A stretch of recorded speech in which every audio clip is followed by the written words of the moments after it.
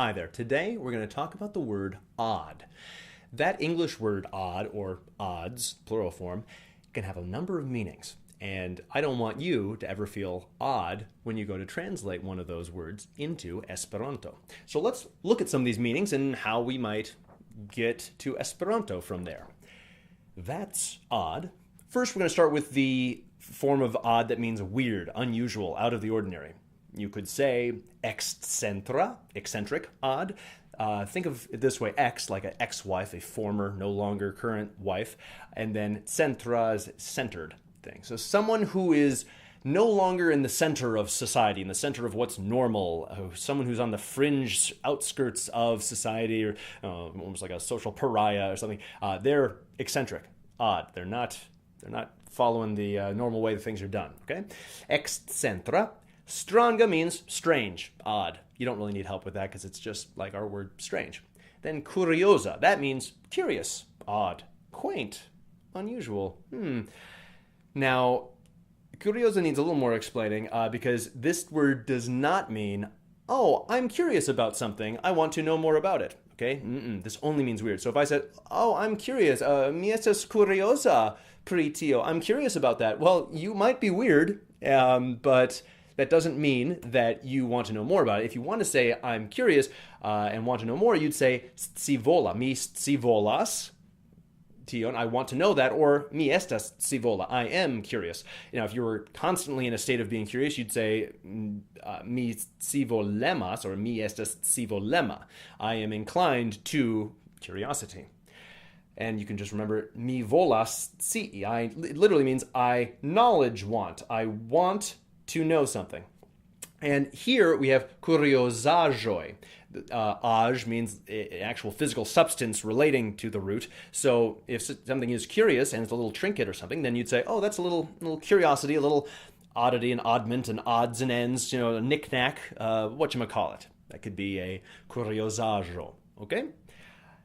And so those are some forms of weird odd. Now let's look at a mathematical form of odd. That would be Nepara.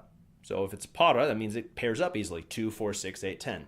Whereas 1, 3, 5, 7, those don't cut in half nice and dryly. So you'd call those para, even numbers, parai nombroi, and odd numbers are neparai. Here's the example up here. Jen la stranga nepara nombro.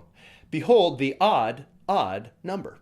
Well, stranga is odd as in it's funky looking, it's all squiggly, and what does the 7 have little buds growing on it or something? What in the world? So it's odd in that way, but then it's not even like the number 18, so that's why it's nepara, okay?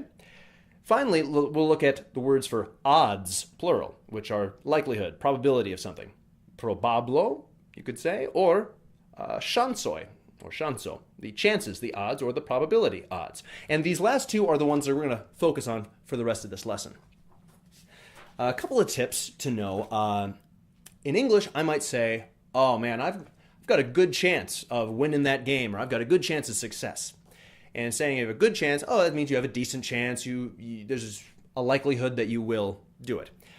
In Esperanto, though, if you literally said a good chance, it'd be bona ŝanco, a good chance. But we've already used that in Esperanto to express the idea of good luck. Bonan ŝancon. Mi deziras al vi bonan ŝancon. Oh, bon ŝancon. I hope you do well. Good luck there. So it doesn't have both meanings. It only means that. If I wanted to say, oh, I have a big chance of success, I could do it. I'm more sure that I will succeed than I won't succeed. Then you'd instead say, I have a large chance or large chances of success. Sounds a little funky in English, but that's the smoother, nicer way to express it in Esperanto. Mi havas grandajn ŝancojn de sukceso. I have a good chance of success. Whereas, again, bonan ŝancon is something different. Mi deziras al vi bonan ŝancon. I hope you do well. So good luck, bonan ŝancon, does not equal good odds or good likelihood, which would be grandan ŝancon or grandajn ŝancojn. Note that Ŝancoj is often plural, but probablo is, I've never seen it plural. So probability is always a singular thing, but you could talk about someone's chance or their chances, but not their probabilities. Here are a couple examples from some movies. We'll see if you recognize. Estas 3.720 ŝancoj kontraŭ unu ke ni sukcese travaturos tion. the odds of us successfully navigating this asteroid field are approximately 3,720 to 1. Never tell me the odds, kid. Well, not kid, he's a robot saying that. But I was going to look up the word for asteroid field, but then I remembered that asteroids do not concern me, Admiral. I want that ship, not excuses. That was Star Wars. Next movie, let's see if you can know this one.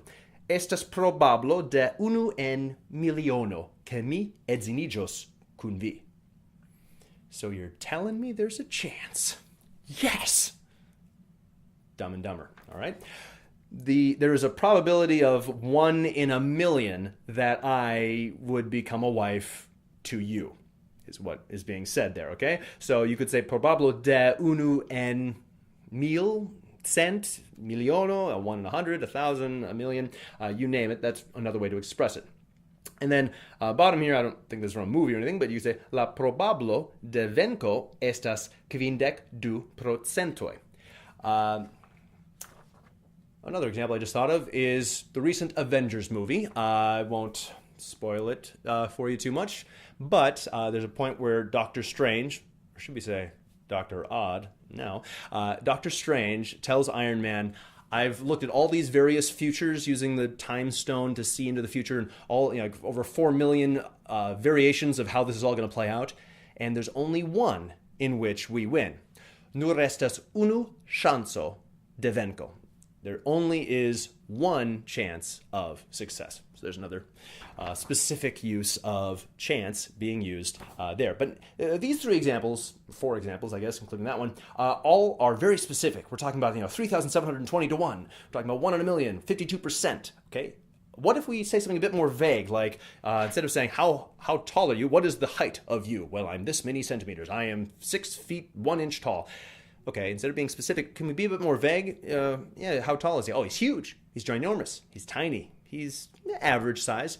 Those kind of words. How do we express those? Well, that's what we're going to do next. This sample sentence here is Kiel vi taxus la ŝancon aŭ probablon ke li parolas Esperanto? How would you estimate the chance or probability that he speaks Esperanto? Well, here's some examples of how you might respond. Mi supposas que, I suppose that, you could say, or you could simply just say, li certe parolas ĝin. He certainly speaks it. Li sendube parolas ĝin. Oh, he undoubtedly, without a doubt, because dubi is to doubt, so sen is without, so without a doubt, he speaks it. Li nepre speaks it. Li nepre parolas ĝin. He absolutely, without fail, he's bound and determined to. He has to. Nepre is a weird word. In English, I don't even know what our closest thing to that or how I'm supposed to have kept that straight, so I came up with a little sample sentence for myself to learn it. Maybe it'll help you too. La ateisto nepre nepreĝas. The atheist absolutely doesn't pray. Who's he going to pray to? He doesn't believe in God, right? So nepre nepreĝas just means absolutely. Now, you could also say absolute to mean he absolutely doesn't. It did seem, though, when I was researching it, that absolute is more leaning towards an actual literal chemistry term. Like, yes, it was completely absolved into that solution or something like that. So you could say that. I didn't put it on here because I don't think it's quite as helpful to use as some of these other ones here. Li ja parolas ĝin. He indeed speaks it. Li Eble parolas ĝin. He possibly speaks it. He might, speak it. There's a chance that he does. Well, you could also say estas ŝanco ke li parolas ĝin. There's a chance that he speaks it. I didn't even add that on here. Now, there's 2 forms of probably in this language. I forgot, honestly, when I started working on this, I had forgotten that probable is fair game to use in Esperanto. But the reason I forgot it is because no one ever uses that. It's much more common to use verŝajne to express, oh, he probably will. Oh, yeah, I think that'll happen. Okay, so you'd say verŝajne, far, far more common than you would ever say probable. So you can say it, and people will understand you, but verŝajne is much more smooth and like, oh, okay, you actually speak this language. You know what you're saying here. So what is verŝajne? It more or less means vere ŝajnas. It truly seems that it will happen. Or, yeah, it's a true seemingly it will happen. It's a little funky, but just learn that one because that's a very common thing to use. Now, for any of these, you could say, li certe ne parolas ĝin. He certainly does not speak it. You could stick a ne in there and make the opposite. So I've been showing you, like, absolutely he does, to maybe, to he probably, but sort of in between certainty and neutralness. And so variations here, you can stick a ne in there, but one place where I think it's better not to is Verŝajne. I don't like having the ne at there. I just don't think that rolls off the tongue well. So it's totally fine to use Neverŝajne and cue some joke about an old rusty truck. You know, it probably isn't shiny, so it's Neverŝajne. Okay, estas Neverŝajne ke li blah blah blah blah blah. It's unlikely that he. You could also say estas verŝajne ke li ne. You know, it's likely that he isn't, or it's unlikely that he is. Those are just two variations you have. I've even seen malverŝajne, but I don't think that really makes as much sense logically as ne verŝajne, so I use that one. And finally, I'll use one other answer to that question of, oh, what do you think the chances are that he speaks Esperanto? You might think, oh, what about Kompreneble? If I said, oh, dankon pro via helpo, thank you for your help, you might know from other Esperanto textbooks, a good answer is, oh, Kompreneble, of course, understandably, think nothing of it. Kompreneble is a way to express the idea of, like, oh, of course, why even ask, sort of a thing. It does express that, but it also has another meaning, literally meaning able to be understood. So that's why I picked this sample sentence. You could say, oh, do you think he speaks Esperanto? And if you said, li kompreneble parolas Esperanton, oh, he of course speaks Esperanto, that's what you think you're saying, but you're actually saying he speaks Esperanto in an understandable manner or way. Oh, well, that's a very different thing to express, right? It's kind of like down here saying, li parolas kompreneblan Esperanto. He speaks an understandable form of Esperanto, okay? You see now where that is not what I mean to say. I'm talking about how likely it is that he speaks it, not what kind of speaking he does. So if I wanted to say, of course he speaks it, then I would say, kompreneble ke li parolas Esperanto. I'm not commenting on how well he speaks it or what kind of Esperanto he speaks. There I'm saying it's understandable that the situation of him speaking it is true. You could say estas kompreneble, or you could shorten it to just kompreneble. Okay, so make sure to estu kompreneble kiam vi uzas la vorton kompreneble or kompreneble. So those are some odd words for you to know. Thank you so much for watching, and have a wonderful day.